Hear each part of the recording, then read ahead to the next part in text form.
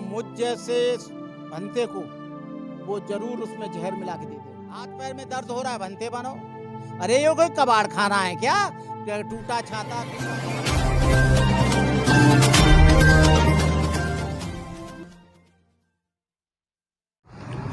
जय भीम, नमोद साथियों, आज हैं हम दिल्ली के लक्ष्मी नगर के बौद्ध श्रमण बुद्ध विहार में, जहां पर कि हमारे साथ हैं भिक्खु डॉक्टर करुणाकर जी।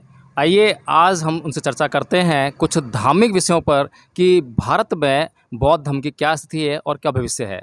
तो भंते जी, आपका NB न्यूज़ 24x7 में स्वागत है। भंते जी, आप जो है भारत में बौद्ध धर्म का क्या भविष्य देखते हैं?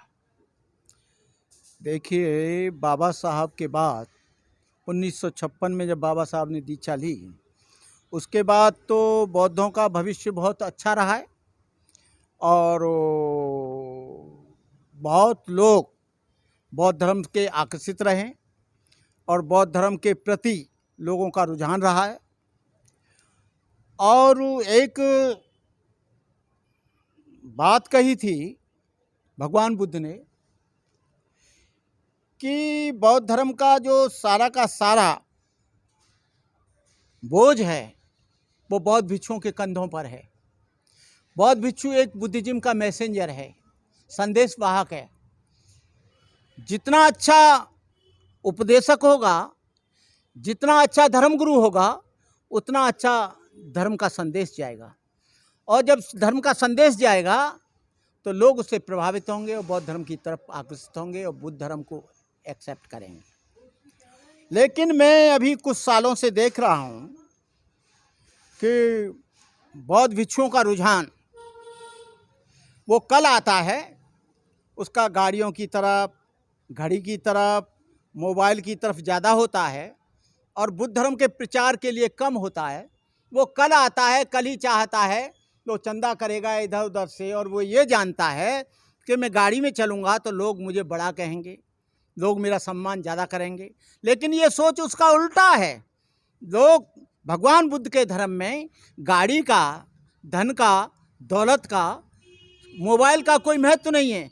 बौद्ध धर्म में सील का महत्व है, बौद्ध धर्म में सदाचार का महत्व है, बौद्ध धर्म में ब्रह्मचर्य का महत्व है, बौद्ध धर्म में करुणा का महत्व है, बौद्ध धर्म में दया का महत्व है, बौद्ध धर्म में सेवा का महत्व है, बौद्ध धर्म में समर्पण का महत्व है, बौद्ध धर्म में एक इस तरह का महत्व है कि भगवान बुद्ध ने कोई गाड़ी नहीं चलाई, लेकिन भगवान बुद्ध का जो संदेश था वो करुणामयी है। तो वे बुद्ध की शरण में जाने के भी इच्छुक हैं, धम्म की शरण में जाने के भी इच्छुक हैं, लेकिन वे संघ की शरण में जाने के लिए अनिच्छुक हैं। वे संघ की शरण में नहीं जाना चाहते। इसका क्या कारण? इसका कारण ये था, जब बाबा साहब 1954 में रंगून गए और रंगून में जब उन्होंने ये कहा कि मैं सारे बुद्ध विहारों को घूमना चाहता हूँ, बाबा साहब अम्बेडकर रंगून में बर्मा में पूरे बुद्ध विहारों पर गए, लेकिन सारे बुद्ध विहारों पर अव्यवस्था मिली और अनुशासनहीनता मिली और वहाँ अधिकतर लोग या तो भिक्षु लोग सोए हुए मिले या अधिकतर वो जो है आँख मीच के बैठे हुए मिले। तो बाबा साहब को बड़ी निराशा हुई कि जिन बौद्ध भिक्षुओं को भूखे नंगे मजलूम लोगों में और उपदेश देने के लिए जाना चाहिए, ये भिक्षु सो रहे हैं और खाना बना के अपना आराम कर रहे हैं, तो इससे तो धर्म नहीं फैलेगा। तो बाबा साहब जब दोबारा वहाँ नेपाल आए तो नेपाल में भी वही स्थिति। तो बाबा साहब को बड़ी निराशा हुई और फिर बाबा साहब बनारस आए। बनारस में उनका स्पीच हुआ यूनिवर्सिटी में। उसी स्पीच के बाद बाबा साहब वापस नागपुर में आए और बाबा साहब ने चिंतन किया कि मैं दीक्षा तो लूँगा लेकिन संघ की शरण नहीं जाऊँगा। तो जब बाबा साहब का दीक्षा का कार्यक्रम हुआ तो वो चंद्रमणि जी से कहा कि मैं संघ की शरण नहीं जाऊँगा। शाम को बातचीत हुई श्याम होटल में, तो उन्होंने कहा आप संघ की शरण नहीं जाएंगे तो आपकी दीक्षा नहीं होगी, क्योंकि संघ ही तो है जो बुद्ध का मैसेंजर है। संघ ने ही तो सारी दुनिया में बौद्ध धर्म को फैलाया, संघ ने ही तो सारी दुनिया में परचम फैलाया। तो वो तो संघ की शरण तो आपको जाना पड़ेगा, क्योंकि ये 3 शरण है, बुद्ध धम्म संघ। और जब तक आप संगम शरणं गच्छामि नहीं करोगे तो आपकी दीक्षा नहीं होगी। तो भंते जी, जैसे कि बुद्ध ने भिक्षुओं को संदेश देते हुए कहा था कि अपमादो अमत पदंग पमादो मचनो पदंग अपमता न मियंती ये पमता यथामता, और अंतिम वचन भी बुद्ध के यही थे कि वैधम्मा संखारा अपमादेन संपादेत। इस तरह से बुद्ध ने जो है भिक्षु संघ को यह कहा कि आप जो है अप्रमादी होकर जीवन जियो, जिससे कि सारे कार्य जो है अच्छी तरह संपादित हो जाएंगे। लेकिन आज भिक्षु संघ जो है वही समस्या से बाबा साहेब के भिक्षु संघ की शरण में न जाने की चेष्टा के बावजूद जो है आज भी हम देखते हैं कि भिक्षुओं में किस तरह की सुधार की प्रवृत्ति नहीं है। इसका कारण क्या है? ये अपमादो अमतंग पदंग पमादो मच्चुनो पदंग अपमत्ता न मीयंती एपमत्ता यथामता। उन्होंने कहा कि भिक्षु जब प्रमादी होता है तो वो कुछ काम नहीं कर पाता। अप्रमादी का मतलब है किसी प्रमाद में ना फंसा हो, राग द्वेष में ना फंसा हो, किसी वैसे चीज़ में ना फंसा हो। और जो प्रमादी है वो मरे के समान है। अपमत्ता न मीयंती एपमत्ता यथामता, वो मरे के समान है। तो जब तक भिक्षु अपना कर्तव्य नहीं करेगा, श्रम नहीं करेगा, श्रमण का मतलब है श्रम, भिक्षु को भी श्रमण कहते हैं। श्रमण का मतलब है श्रम करके खाएगा, वो ऐसे नहीं खाएगा। भगवान बुद्ध ने भी कहा है जो भिक्षु अप्रमादी होकर भोजन करता है वो ठीक है, और जो प्रमादी होकर भोजन करता है वो लोहे का गोला खाता है, लोहे का गोला खाता है। मेरे से आनंद कौशल्यानंद कहा करते थे, एक गाथा थी और वो गाथा हमारे धम्मपद में बहुत फेमस है।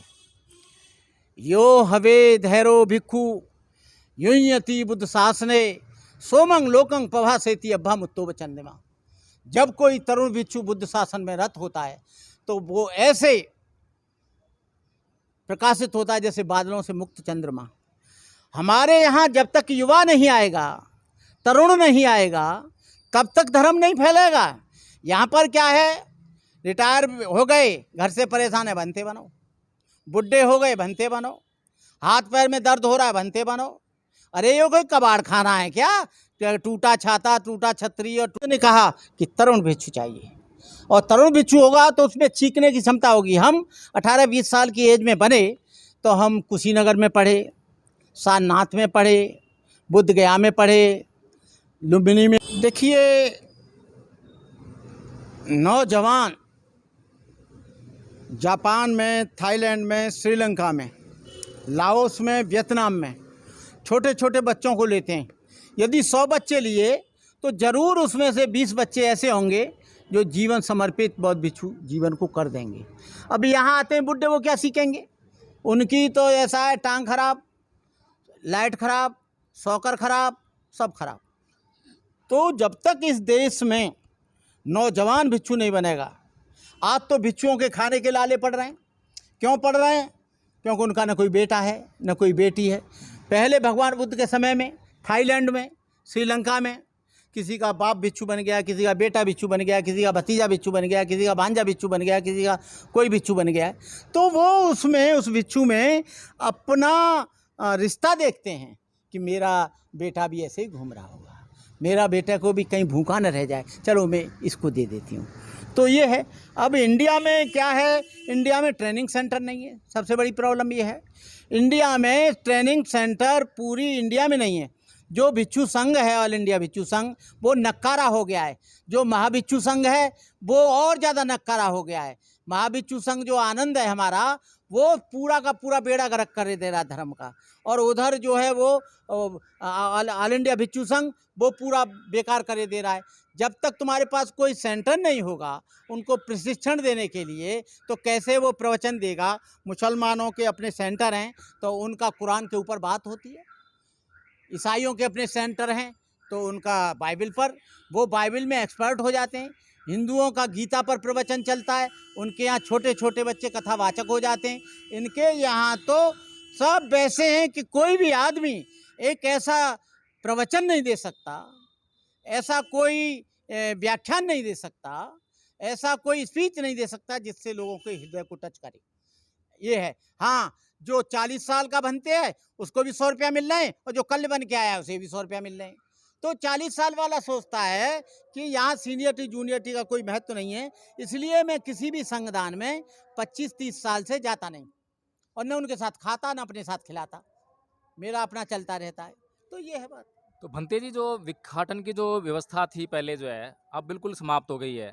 तो क्या आज ज़रूरत महसूस नहीं होती, क्योंकि आज जो है हम जहाँ पे बौद्ध भिक्षु रहता है, जिस बिहार में रहता है या जहाँ भी रहता है, वहाँ के आसपास के लोग यह भी नहीं जानते हैं कि ये बौद्ध भिक्षु है, या इसको भंते कहते हैं, भिक्षु कहते हैं, ये बुद्ध धर्म का अनुयायी है। इस तरह कुछ भी लोग वहाँ के जो है नहीं जानते हैं, और ये सब जो है भिक्षाटन ना होने के कारण है, क्योंकि बौद्ध भिक्षु जो है अपने बिहारों तक सीमित हो गए हैं। तो क्या आज उसकी ज़रूरत नहीं है और होना नहीं चाहिए ऐसा? देखिए, भिक्षाटन आज करेगा तो मुझ जैसे भंते को वो जरूर उसमें जहर मिला के दे देगा, निश्चित रूप से। आज कई भिक्षु महाराष्ट्र में मर गए, उनके पीछे जो अच्छे तेज तर्रार भिक्षु होते हैं, और भिक्षुओं पर एक मोहर लग गई है, राष्ट्र में मोहर लग गई है कि महार भिक्षु बन गया, और उत्तर प्रदेश में है कि चमार भिक्षु बन गया। तो वो सब जानते हैं, और इस बात का बहुत तेजी से प्रचार हो रहा है। तो उसको श्रद्धा से भोजन वो देगा नहीं। वो लद्दाख के भंते को दे देगा, जापान के भंते को दे देगा, थाईलैंड के भंते को दे देगा, लेकिन हमको नहीं देगा।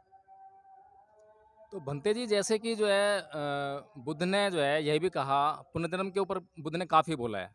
तो आपका बुद्ध के जो है जो पुनर्जन्म है, आप उसको किस तरह देखते हैं?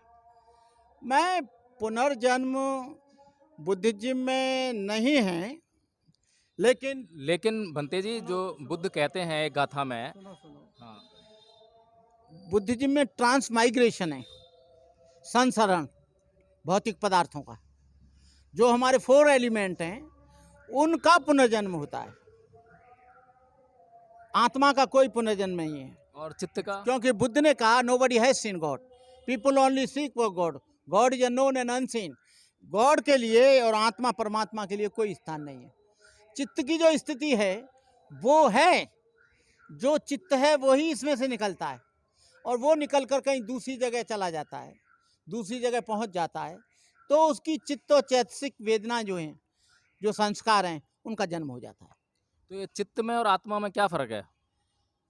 चित्त में आत्मा में ये फर्क है कि आत्मा नाम की कोई चीज़ उसमें से निकलती नहीं, लेकिन चेतना जो है दिखाई देती है हमारी। जब हम बेहोश हो जाते हैं तो चेतना निकलती है, आदमी कुछ नहीं बोल सकता। चेतना का मतलब है विज्ञान, विज्ञान का मतलब है एक साइंस, वो निकलती है। ये है। तो बुद्ध कहते हैं कि सरितानि स्नेहितानि च सुमत्सानि भवन्ति जंतुनो तेवे सुतस्ता सुखेसिनो तेवे जाति जरपुगा नरा। इस तरह से बुद्ध कहते हैं धम्मपद में, और वे कहते हैं कि जो तृष्णाओं में फंसा हुआ व्यक्ति है वो पुनः पुनः जो है इस जो संसार के जो भवचक्कर है उसमें आ फंसता है, क्योंकि उसकी तृष्णा से मुक्त नहीं है। तो बुद्ध इसके हिसाब से ये कहना चाहते हैं कि जो तृष्णाओं से मुक्त व्यक्ति है उसका जन्म नहीं होता। इस पर थोड़ा प्रकाश डालें। देखिए, बुद्ध का जो 4 स्थितियां हैं बौद्ध धर्म में, अरहत बनने की, निर्वाण की, श्रोतापन, सकदागामी, अनागामी, अरहंत। और अरहंत वही होगा, अर माने बैरी, हत माने हताहत कर देना। वही आदमी जिसने राग द्वेष मोह को जीत लिया है। निब्बाण का मतलब है भुज जाना, भुज जाने का मतलब है राग द्वेष मोह तृष्णा, काम तृष्णा, भव तृष्णा, विभव तृष्णा, ये 3 तरह की तृष्णा होती है। वो जब खत्म हो जाएगी तो फिर दोबारा जन्म नहीं होगा। ये है। ठीक है भंते जी, बहुत धन्यवाद। और हमें अच्छा लगा आपसे जो धम्म का जो लाभ मिला, और हमारे दर्शक भी देख रहे हैं वो भी धम्म से लाभान्वित हुए होंगे। आपका बहुत बहुत धन्यवाद। नीलम बेटे को मेरा बहुत बहुत आशीर्वाद, बहुत बहुत शुभकामनाएं। आप सुखी रहो और ऐसे ही समाज का काम करते रहो। अपना चैनल, आपका चैनल, समाज का चैनल, देश का चैनल एनबी न्यूज 24/7 को आप लाइक करें, सब्सक्राइब करें और ज्यादा से ज्यादा इसकी वीडियो को शेयर करें, ताकि हर खबर को मैं आप तक आसानी से पहुंचा